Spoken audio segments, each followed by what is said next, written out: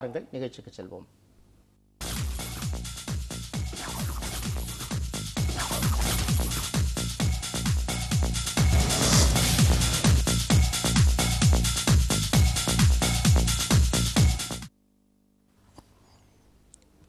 நேர்களே, இன்று மும்பை மற்றும் தேசிய பங்குச் சந்தைகள் சரிவுடன் முடிவடைந்துள்ளன. மும்பை பங்குச் சந்தையின் சென்செக்ஸ் இன்றைய வர்த்தகத்தின் முடிவில் 299 புள்ளிகள் சரிந்து 18,242 முடிவடைந்தது. தேசிய பங்குச் சந்தையின் நிஃப்டி 65 புள்ளிகள் சரிந்து 5,528 முடிவடைந்தது. அடுத்து இன்றைய வர்த்தகத்தில் விலை உயர்ந்த முக்கிய பங்குகளை பார்ப்போம். JP Associate, Ambuja cem, ITC, BPCL, Lupin, Asian paint, State Bank of India, doctor Reddy's lab, ultra cement, Hindustan Unilever உள்ளிட்டவை இன்றைய வர்த்தகத்தில் விலை உயர்ந்த பங்குகளில் குறிப்பிடத்தக்கவை ஆகும். அடுத்து இன்றைய வர்த்தகத்தில் விலை குறைந்த முக்கிய பங்குகளை பார்ப்போம். Infosys, Coal India, HCL Tech, TCS, Maruti, Ranbaxy, M and M, L and T, Tata Motors, Jindal steel உள்ளிட்டவை இன்றைய வர்த்தகத்தில் விலை குறைந்த பங்குகளில் குறிப்பிடத்தக்கவை ஆகும். நேர்களே, இன்றைய நிகழ்ச்சியில் விருந்தினராக வந்திருப்பவர் கிரேட் வெஞ்சர்ஸ் கமாடிட்டி நிறுவனத்தின் உயர் அதிகாரி திரு ஹரிஹரன் அவர்கள். அவருடன் விவாதிப்போம். வணக்கம் சார். வணக்கம் சார். இன்றைக்கு பொறுத்த வரைக்கும் பங்குச்சந்தை சமீப காலமாகவே பங்குச்சந்தை கொஞ்சம் சரிந்து கொண்டே தான் வருது. இன்றைக்கி பார்த்தீங்கன்னா கிட்டத்தட்ட ஒரு 299 புள்ளிகள், கிட்டத்தட்ட 300 புள்ளிகள் மும்பை பங்குச்சந்தையிலும், கிட்டத்தட்ட ஒரு 65 புள்ளிகள் பார்த்தீங்கன்னா தேசிய பங்குச்சந்தையிலும் சரிந்திருக்குது. இதுக்கு என்ன காரணம்? இது பங்குச்சந்தையில் சரிவு இருக்குது அப்படிங்கிறதுக்கு இங்கே இந்தியன் கவர்மெண்ட் லைக் மார்க்கெட்டை பொறுத்து அப்படின்னு சொல்லிக்கலாம். இதன் கூடயே கமாடிட்டி சந்தையிலும் ஒரு பெரிய சரிவு இருந்திருக்கு இன்றைக்கி பொதுவாக எடுத்து பார்த்தோம்னா. இது எதனால் அப்படின்னு பார்த்தோம்னா, இது நேற்று வேலைவாய்ப்பற்ற விகிதமும் இன்றைக்கி ரன்னிங் மார்க்கெட்டில் எம்ப்ளாய்மெண்ட் ரிப்போர்ட் இன்றைக்கி ஈவினிங் வர இருக்குது, இன்னொரு ரிப்போர்ட் ஒன்று. ஸோ இதை பேஸ் பண்ணி மார்க்கெட் வீக் ஆகிட்டுருக்கு. அதெல்லாம் இன்டர்நேஷ்னல் மார்க்கெட்டில் இந்திய சந்தையில் குறையில, இன்டர்நேஷ்னல் சந்தையில் $1,544 பக்கம் தங்கத்தின் விலை இறங்கியிருக்கு.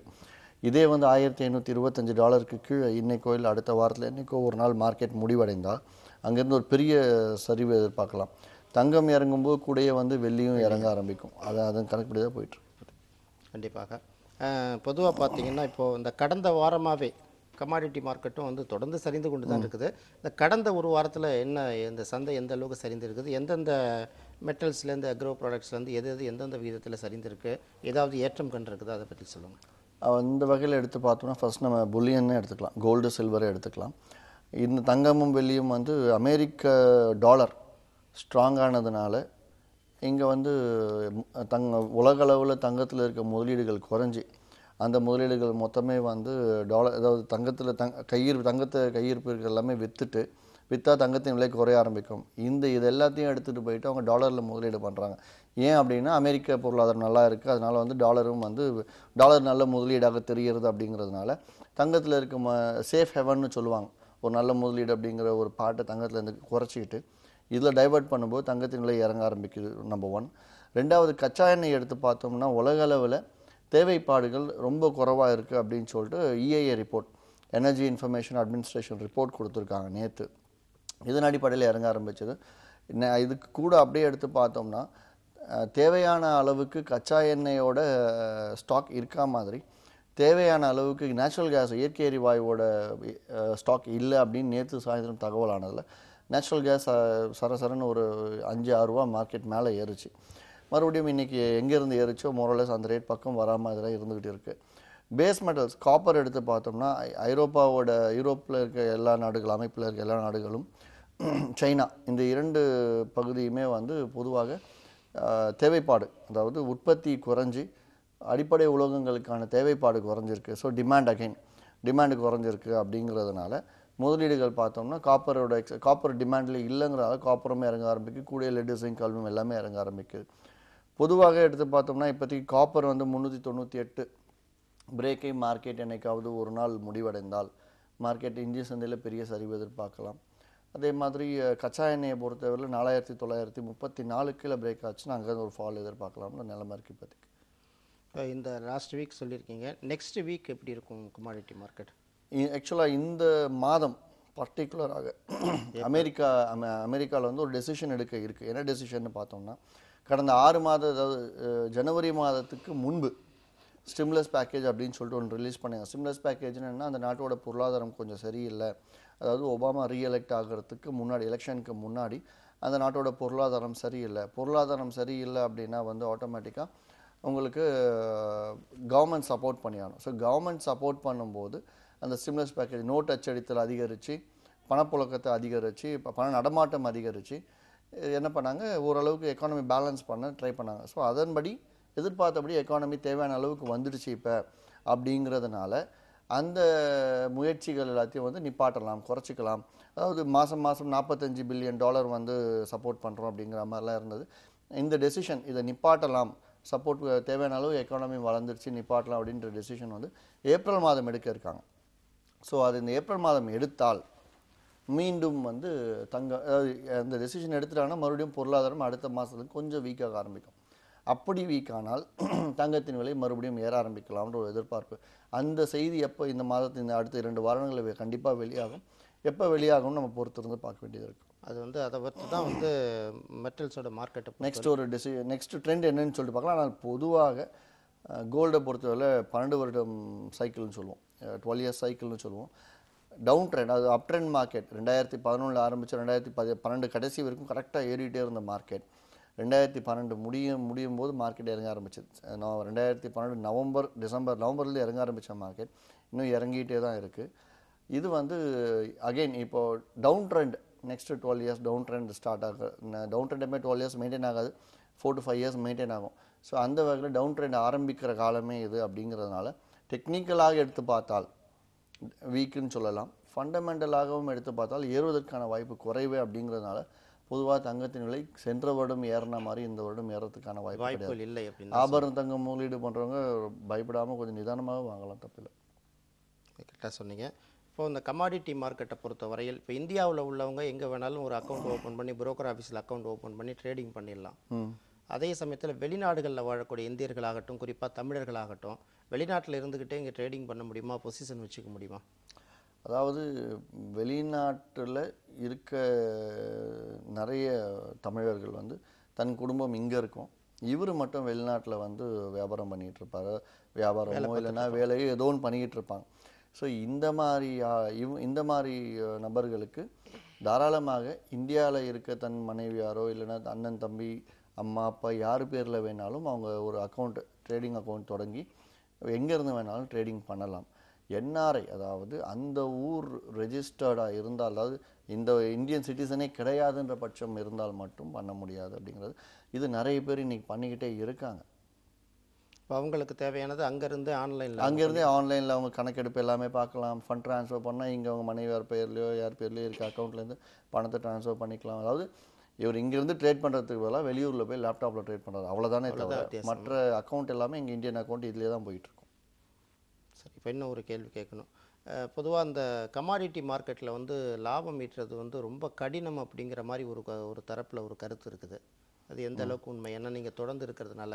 அதாவது கிட்டத்தட்ட 2004 மார்க்கெட்டில் இருந்துகிட்டு இருக்கேன். 2003 டிசம்பர் தான் வந்து எம்சிஎக்ஸே ஆரம்பித்த நாள், நவம்பர் 10ஆம் தேதி. நம்ம கிட்டத்தட்ட வந்து 2004 இருந்துகிட்டு இருக்கோம்.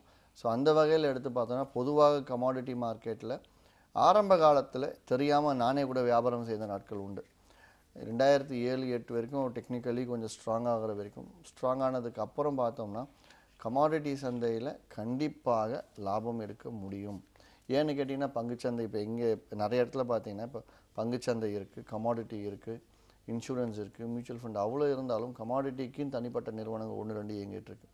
அந்த நிறுவனத்தை கடைபிடிச்சி அதில் வியாபாரம் பண்ணும்போதும் முக்கியமாக நீங்கள் சேமிக்க வேண்டிய தகவல்கள் என்ன அப்படின்னு பார்த்தோம்னா, அங்கே இருக்க வாடிக்கையாளர்கள் ஏற்கனவே லாபகரமாக பண்ணிக்கிட்டு இருக்காங்களா, இல்லை இது லாபகரமாக பண்ணிக்கிட்டு இருக்காங்கன்னா எப்படி அவங்க லாபகரமாக பண்ணிக்கிட்டு இருக்காங்க, ஸோ அதற்கு என்ன வழி அப்படின்றது எல்லாமே அடிப்படையாக பயிற்சி யார் நல்லா கொடுக்குறாங்க. அதுக்கு மேலே சர்வீஸ் தேவையான, அதாவது ட்ரேடிங்கை பொறுத்த வரையில் சர்வீஸ் தான் ஸ்ட்ராங்காக இருக்கணும்னு சொல்லுவாங்க. சர்வீஸ் யார் நல்லா கொடுக்குறாங்க, அதே மாதிரி பே அவுட் கேட்டால் உடனடியாக அடுத்த 24 மணி நேரத்துக்குள்ளே அக்கௌண்ட்டில் வந்துடுதா, இந்த விஷயங்கள்லாம் நீங்கள் கேதர் பண்ணிவிட்டு அந்த நிறுவனத்தை சூஸ் பண்ணால் கண்டிப்பாக சிறப்பாக இருக்கும். கமாடிட்டியில் மாதம் 8-10% சுலபமாகவும் நிரந்தரமாகவும், அதாவது ஒரு மாதம் 30-40% சம்பாதிக்கிறவங்களும் இருக்காங்க. ஆனால் அது வந்து நிரந்தரமானு கேட்டால் கஷ்டம். ஆனால் மாதம் 8லேருந்து 10% சுலபமாக சம்பாதிக்கிறதுக்கு நிறைய வழிகள் இருக்குது. அதாவது நிரந்தரமாக சம்பாதிக்க கமாடிட்டியில் வாய்ப்பு இருக்குது அப்படிங்கிறது என்னோடய கருத்து. அதை நான் நம்பவும் செய்கிறேன். அதே மாதிரி இதை நிறைய பேர் வந்து உபயோகப்படுத்தி கரெக்டாகவும் பண்ணுறாங்க. சரி சார், இப்போ வந்து ஈக்விட்டி மாதிரி எங்கேயும் பார்த்தீங்கன்னா இன்ட்ராடே இருக்குது, பொசிஷன் வச்சு பண்ணுறவங்களும் இருக்காங்க. ஏன்னா விலை வந்து தொடர்ந்து சரிந்து கொண்டே வரும்போது இன்ட்ராடே பண்ணுறவங்க ஷார்ட் போய் அது வந்துடுவாங்க. பொசிஷன் எடுத்து பண்ணுறவங்க வந்து எப்படி திடீர்னு முடிவு எடுக்க முடியும்? அதை பற்றி கொஞ்சம் சொல்லுங்கள். அதாவது பொதுவாக வந்து பொசிஷன் ட்ரேடிங் கமாடிட்டிஸில் நான் அவாய்ட் பண்ண சொல்லுவேன். ஏன் அப்படின்னு பார்த்தீங்கன்னா, இங்கே ஈக்விட்டி மார்க்கெட்டில் மதியம் 3:30 மணிக்கு மார்க்கெட் முடிஞ்சுது. திருப்பி அடுத்த நாள் காலையில் தான் மார்க்கெட் ஓப்பனே ஆகுது. அது இந்திய பங்குச்சந்தை அப்படிங்கிறதுனால. அதே கமாடிட்டி சந்தையை பொறுத்தவரையில் உலக அளவில் எல்லா நாட்டிலும் வியாபாரம் நடந்துகிட்டு இருக்கிறதுனால நம்ம வந்து அன்னைக்கே வாங்கி அன்னைக்கே முடிச்சுட்டு போகிறது சிறப்பு. ஏன் அப்படின்னா, நம்ம இந்தியன் மார்க்கெட் நைட்டு 11:30 மணிக்கு முடிஞ்சதுக்கு அப்புறமா அமெரிக்கன் மார்க்கெட் 2 மணி நேரம் இருக்கும் இருக்குது. அதற்கப்புறம் ஸ்பாட் மார்க்கெட் நைட் இருக்குது. அமெரிக்கன் மார்க்கெட் முடிகிற நேரத்தில் சிங்கப்பூர் மார்க்கெட் ஆரம்பிச்சிடுது. ஸோ இவ்வளவு மார்க்கெட் இருந்துகிட்டே இருக்கிறதுனால நமக்கு வந்து நம்ம முழிச்சிருந்து நம்ம சம்பாதிக்க ட்ரை பண்ணும்போது நமக்கு வராத லாபம் நம்ம தூங்கும்போது வரும் அப்படின்னு எதிர்பார்த்தால் அது வந்து அப்போ தான் அது சூது அப்படிங்கிற மாதிரி ஒரு கணக்கு வரும். ஆனால் அன்னைக்கே வாங்கி அன்னைக்கே விற்றுட்டு போகிறதுனால என்னென்ன அட்வான்டேஜஸ் அப்படின்னு எடுத்து பார்த்தோம்னா, ஃபஸ்ட் அட்வான்டேஜ் வந்து பணமாக நிம்மதியானு கேட்டால் நிம்மதியாக போய் தூங்கலாம். அதாவது நிறைய இடத்துல நான் செமினார் நடத்துவேன், அப்போயே கூட கேட்பேன், பப்ளிக்கை ஜென்ரலாக கேட்பேன். அதாவது பணம் வேணுமா நிம்மதி வேணுமா அப்படின்வாங்க. நான் சொல்லுவேன், எல்லோரும் என்ன சொல்லுவாங்க, நிம்மதி தான் வேணும் அப்படின்வாங்க. அப்படி இருக்கும்போது ட்ரேடிங் நம்ம பொசிஷன் இன்றைக்கி வாங்கிட்டு இன்றைக்கி லாபத்தில் இல்லை நாளைக்கு பார்த்துக்கலான்னு சொல்லிவிட்டு நம்ம வீட்டில் போயிட்டு மற்ற வேலைகளில் ஈடுபட்டாலும் முழுமையாக அந்த வேலையை செய்ய முடியாது. சாப்பிடும்போதோ இல்லை தூங்கும்போதோ நினைப்பெல்லாம் இந்த பொசிஷன் மேலேயே இருந்துகிட்டு இருக்கும். இதனால் வந்து அன்றாட வாழ்க்கை முறை வந்து தவற விடுறோம். அதில் நிறைய குழப்பங்களும் வரும். அதே மாதிரி அடுத்த நாள் காலையில் எழுந்திரிச்சு பார்த்தா அந்த நினைப்போடையே இருக்கும். இந்த லைஃப் ஸ்டைலை கெடுத்துரும். அதனால் இந்த ட்ரேடிங்கை பொறுத்தவரையில் இன்ட்ராடே, ஏன்னா முடிகிற ரேட்லேயே அடுத்த நாள் தொடங்கினா பரவாயில்ல. இது முடிகிற ரேட்டு அடுத்த நாள் ரேட்டு லிட்டில் பிட் ஸ்லைட்டாக மாறிருக்கும், சம்டைம்ஸ் அதிகமாக மாறி இருக்கும். இந்த மாறுதல்களை இவங்க சந்திக்க வேண்டிய அவசியம் இல்லை. இன்ட்ராடேவாக முடிச்சிட்டாங்கன்னா ஒவ்வொரு நாளும் புது நாள். அதான் நான் என்ன கேட்பேன்னா, பொதுவாக வந்து ஒரு ட்ரேடரே கேட்பேன் ஜென்ரலாக, நீங்கள் வந்து ஒரு 3000 ரூபா ஒரு நாளைக்கு நஷ்டம் அடைஞ்சிட்டு போய் தூங்குறீங்க. அதே வந்து ஒரு பொசிஷனை வாங்கி விற்காமல் வெறும் 1000 ரூபா தான் நஷ்டம் அடைஞ்சிருக்கு, அப்போ போய் தூங்குறீங்க. எது நல்ல தூக்கத்தை கொடுக்கும் அப்படின்னு கேட்டால் 3000 நஷ்டம் தெரிஞ்ச தூக்கம் தான் நல்லா கொடுக்கும் அப்படின்வாங்க. ஸோ நஷ்டம் அதிகமாக இருந்தாலும் நமக்கு அந்த வியாபாரம் அன்றையோட முடிஞ்சிச்சு, நிம்மதியாக தூங்கலாம். அதே இருக்குது அப்படின்னு நம்ம அடுத்த நாள் போகிறது தான் தவறு. அப்படி இன்ட்ராடே பண்ண வரும்போது என்னென்ன பிரச்சனைகள் வருதுன்னு கேட்டால், கண்டிப்பாக இவங்க ஸ்டாப் லாஸ் மெயின்டைன் பண்ணணும். நம்ம இன்ட்ராடே நம்ம ஈஸியாக பேசிடும். பட் இந்த நிகழ்ச்சியை பார்க்குற எல்லாருக்குமே என்ன ஒரு குழப்பம் இருக்கும் அப்படின்னு பார்த்தோம்னா, இன்ட்ராடே ட்ரேடிங் நம்ம பண்ணும்போது சரி லாபத்தில் வந்தால் இன்ட்ராடேயில் முடிக்கலாம். மார்க்கெட் அகெயின்ஸ்டாக போச்சுன்னா நம்ம என்ன பண்ண, டெய்லி லாஸ்ட்லேயே கட் பண்ணிட்டு இதை பற்றி நம்ம தொடர்ந்து பேசுவோம். இடைவேளைக்கு பிறகு பேசுவோம். அதுக்கு முன்னாடி ஒரு சின்ன இடைவேளை. நேயர்களே, விறுவிறுப்பாக சென்று கொண்டிருக்கும் இந்த நிகழ்ச்சி ஒரு சிறிய இடைவேளைக்கு பிறகு மீண்டும் தொடரும். அதுவரை காத்திருங்கள்.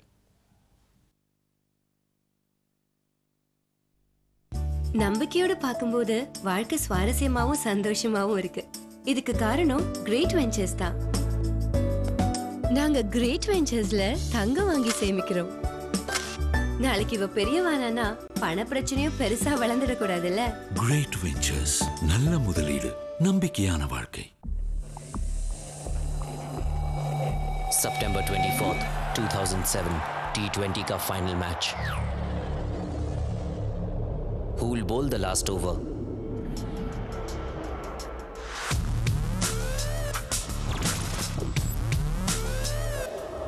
Experts would have told me to go with a lead spinner, but I had other ideas. That's in the air. It's going to be out. Yes! Because to be successful, you have to be different. McDowell's Century Soda, the #1 spirit of leadership. Great Ventures. நாங்க Great வெஞ்சர்ஸ்ல தங்கம் வாங்கி சேமிக்கிறோம். அந்த நேரத்து விலையை தெரிஞ்சு அதுக்கு தகுந்த மாதிரி வாங்கிக்கலாம். கிரேட் வெஞ்சர்ஸ், நல்ல முதலீடு, நம்பிக்கையான வாழ்க்கை. Aruna institute of nursing education and research Tiruvannamalai. அனைத்து பெண்களுக்கான பிஎஸ்சி நர்சிங் மற்றும் பிபிபிஎஸ்சி நர்சிங் வகுப்புகள், காற்றோட்டமான வகுப்புகள், உயர்தர தொழில்நுட்ப வசதியுடன் கூடிய ஆய்வகங்கள் மற்றும் நல்ல பாதுகாப்பான ஹாஸ்டல் வசதியும் வழங்கப்படுகிறது. Aruna institute of nursing education and research for women, Tiruvannamalai. நம்பிக்கையோட பார்க்கும்போது வாழ்க்கை சுவாரஸ்யமாவும் சந்தோஷமாவும் இருக்கு. இதுக்கு காரணம் கிரேட் வெஞ்சர்ஸ் தான். நாங்க கிரேட் வெஞ்சர்ஸ்ல தங்கம் வாங்கி சேமிக்கிறோம். நாளைக்கு இவ பெரியவானா பண பிரச்சனையும் பெருசா வளர்ந்துடக்கூடாதுல்ல. கிரேட் வெஞ்சர்ஸ், நல்ல முதலீடு, நம்பிக்கையான வாழ்க்கை.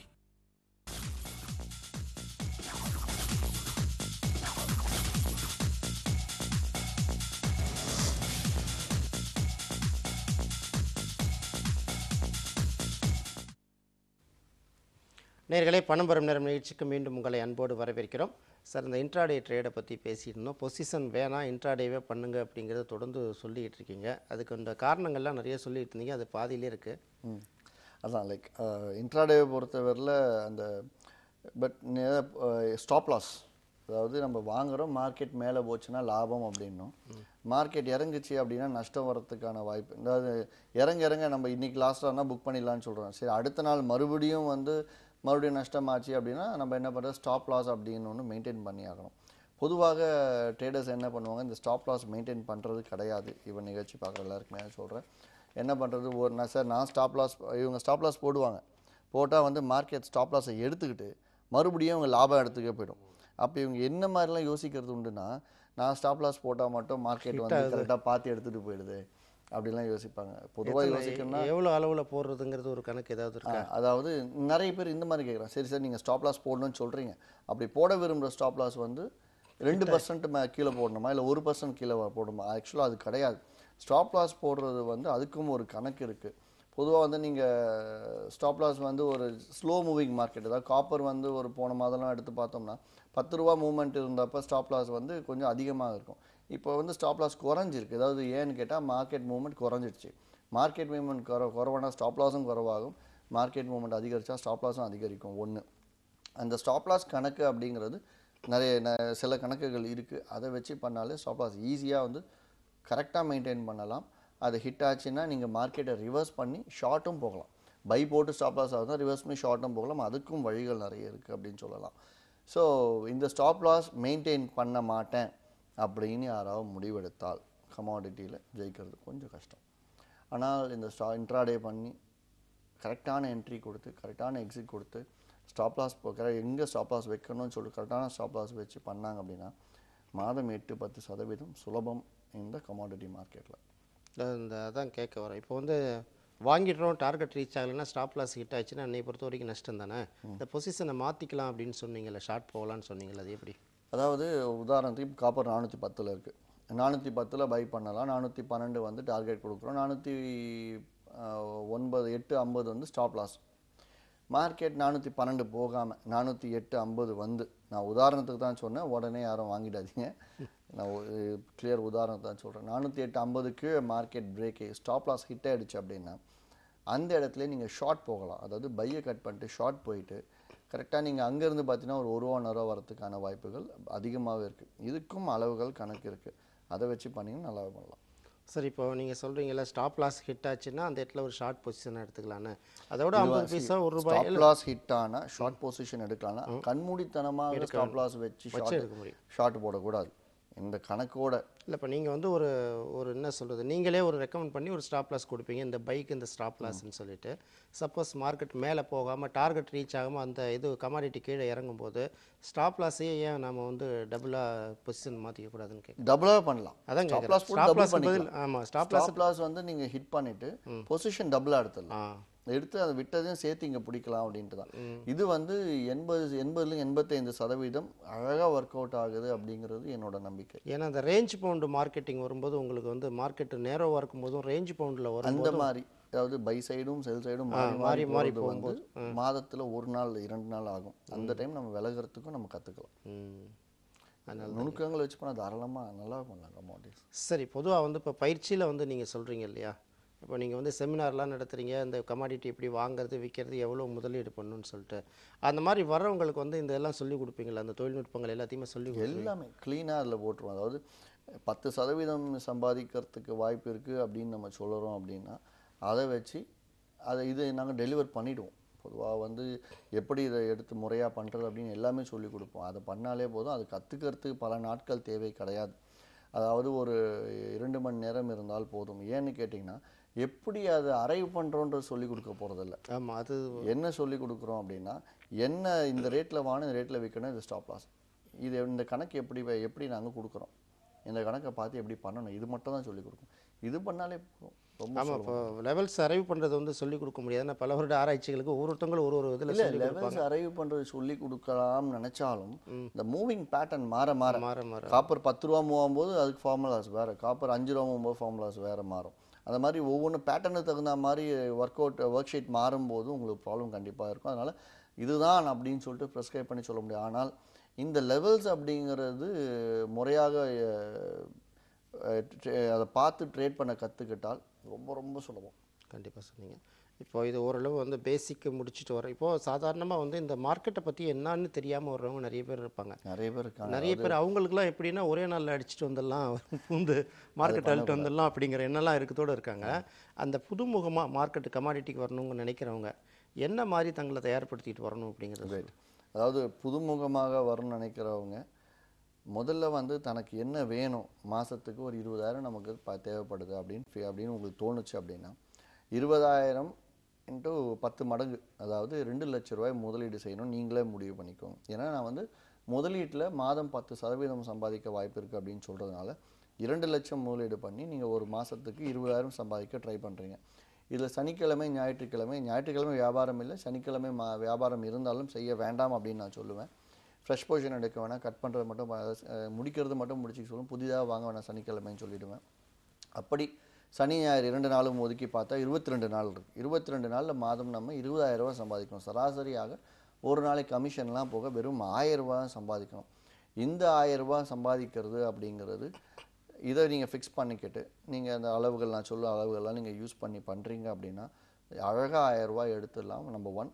ரெண்டாவது என்னென்னா, இதில் வந்து மார்க்கெட் உங்களுக்கு ஒரு சோதனை கொடுக்கும். என்ன சோதனை கொடுக்கும்னா, 1000 ரூபா எதிர்பார்க்குற இடத்துல உங்களுக்கு 5000 ரூபா கொடுத்துரும், 10,000 லாபத்தை கொடுத்துரும். நிறைய நடக்கும். அதாவது ஒருத்தர் போய் டீ சாப்பிட்டு வர எந்திரிச்சு போவார், 1000 ரூபா எதிர்பார்த்துருப்பா, திடீர்னு 5000 ரூபா லாபம் வந்துடும், உடனே வந்து புக்கிங் பண்ணுறாரு.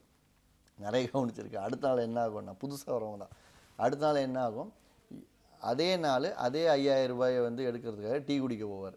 சரி, டீ குடித்தா 5000 ரூபா கிடைக்கிற, எந்திரிச்சு போகலாம். இந்த மாதிரி விஷயங்கள் எல்லாமே வந்து இதெல்லாம் பிளைண்ட் ட்ரேடிங் சொல்லுவோம். அதே மாதிரி ட்ரேடிங் பண்ண போகும்போது அந்த நிறுவனத்தில் போய் உட்காந்துக்கிட்டு பக்கத்தில் இருக்கவங்க இதெல்லாம் நடக்கும். அதாவது பக்கத்தில் இருக்கவங்க என்ன பண்ணுவார், ஜிங்க் பை பண்ணுறார். இவங்களும் வந்து என்ன பண்ணுறதுன்னு தெரியாமல், ஜிங்கில் நல்லா லாபம் சம்பாதிக்கிறாரு, நம்மளும் பை பண்ணலான்னு சொல்லிட்டு எனக்கு ஒரு பை போடுன்றுவாங்க, என்னன்னே தெரியாமல். இவர் அவரை பார்த்து சொன்னவர் இவர் பை பண்ணிவிடுவார். ஆனால் மார்க்கெட்டு இறங்கிட்டே போகும், அவர் கவலையெல்லாம் உட்காந்துருப்பார். இவர் மட்டும் என்ன இறங்கிட்டே இருக்குது, இவர் கவலை இல்லாமல் இருக்காமல் போய் கேட்பார், எதனால் நீங்கள் என்ன சார் மார்க்கெட் இறங்கிட்டு பை போட்டிருக்கீங்களேன்னு கேட்டால், நேற்று போன ஷார்ட் அது, இன்றைக்கி வெளியில் வந்தேன் அப்படின்னு சொல்லிட்டு இவர் மாட்டிப்பார். அது மாதிரி இன்னொருத்தங்களை பார்த்து ட்ரேடிங் பண்ணுறது, இதெல்லாம் இல்லாமல் ட்ரேடிங் பண்ணுறதுக்கு அந்த நிறுவனங்கள் கொடுக்குற பயிற்சியை வச்சு நீங்கள் பண்ணாலே தாராளமாக மாதம் 10% சம்பாதிக்க முடியுன்றது என்னோடய கருத்து. இது வந்து நீங்கள் புதுசாக வரவங்க இந்த ஒரு மாதத்துக்கு 20,000 தேவை அப்படின்னா 20,000 வந்துச்சுன்னா அந்த மாதத்துக்கு வியாபாரம் நிப்பாட்டுறதும் நல்லது அப்படின்னு சொல்லுவோம். 2-3 மாதங்கள் நீங்கள் நிதானமாக இருந்து கற்றுக்கிட்டு வியாபாரம் பண்ணதுக்கு அப்புறம் தாராளமாக நீங்கள் வந்து உங்கள் இஷ்டத்துக்கு ஏதாவது டெஸ்ட் பண்ணி பார்க்கலாம்ன்றது என்னோடய கருத்து. பொதுவாக லெவல்ஸை வாங்கி ஒரு வாரத்துக்கு வந்து பேப்பர் ட்ரேடிங் மாதிரி பண்ணிவிட்டு நிறைய ஃப்ரீயாக டிப்ஸ்லாம் கொடுக்குறாங்க இல்லையா. அதாவது இப்போ சிலவங்க எனக்கு அளவுகள் கேட்போம், நான் இலவசமாக ஒரு 3 நாட்கள் கொடுப்பேன், பார்ப்பாங்க, நல்லா இருந்தது அப்படின்னா அப்புறமா தொடர்ந்து பண்ணலாம் அப்படிங்கிறது என்னோட கருத்து. கண்டிப்பாக இன்றைய நிகழ்ச்சியில் கலந்து கொண்டு பொருட்சந்தை குறித்த பல்வேறு தகவல்களை அளித்தமைக்க நிகழ்ச்சியின் நிலையத்தின் சார்பிலும் நேயர்கள் சார்பிலும் மிக்க நன்றி. வணக்கம். நன்றி, வணக்கம். நேயர்களே, இன்றைய பணம் வரும் நேரம் நிகழ்ச்சி இத்துடன் நிறைவடைகிறது. மீண்டும் திங்கட்கிழமை சந்திப்போம் இதே நிகழ்ச்சியில். அதுவரை நன்றி, வணக்கம்.